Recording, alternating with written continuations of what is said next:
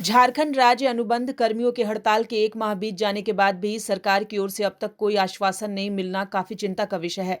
अनशन पर बैठे हुए 23 दिन बीत गए, कई कर्मियों की हालत गंभीर बनी हुई है, लेकिन यह सरकार सुध नहीं ले रही। इससे कर्मियों में आक्रोश है।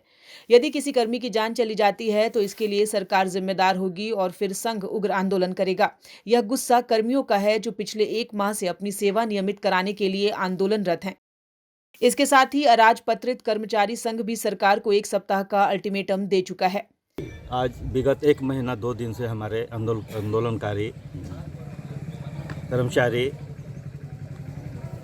रेगुलर धरना दे रहे हैं। धरना के बाद प्रदर्शन किया गया, प्रदर्शन के बाद आमरण अनशन किया गया, लेकिन आज अभी तक जो है ये राज्य सरकार इन्होंने जो वादा किया था उसको पूरा नहीं किया। कि सरकार हम लोगों के साथ सौतेला व्यवहार कर रही है। जब हेमंत जी चुनाव लड़ने के पहले उनकी सरकार गठन नहीं हुई थी, नेता प्रतिपक्ष थे, उस समय उन्होंने आश्वासन दिया था कि यदि हमारी सरकार बनती है तो हम 3 महीने के भीतर सारे अनुबंध को समाप्त कर रेगुलर कर देंगे।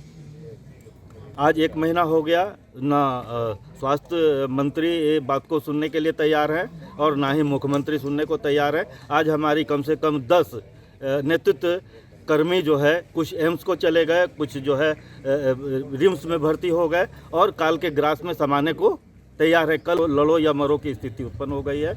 अब सरकार क्या करती है और उग्र आंदोलन होने जा रहा है। यदि 1 सप्ताह के भीतर नहीं सरकार बात को माने तो इससे ज़्यादा उग्र आंदोलन हम लोग करेंगे। और हम लोगों को आश्वासन दिया गया था कि आ करके आमरण अनशन को हम लोग तोड़वा देंगे। आज 23वां दिन है आमरण अनशन का। हालत मेरे साथियों का बहुत बुरा हो गया है।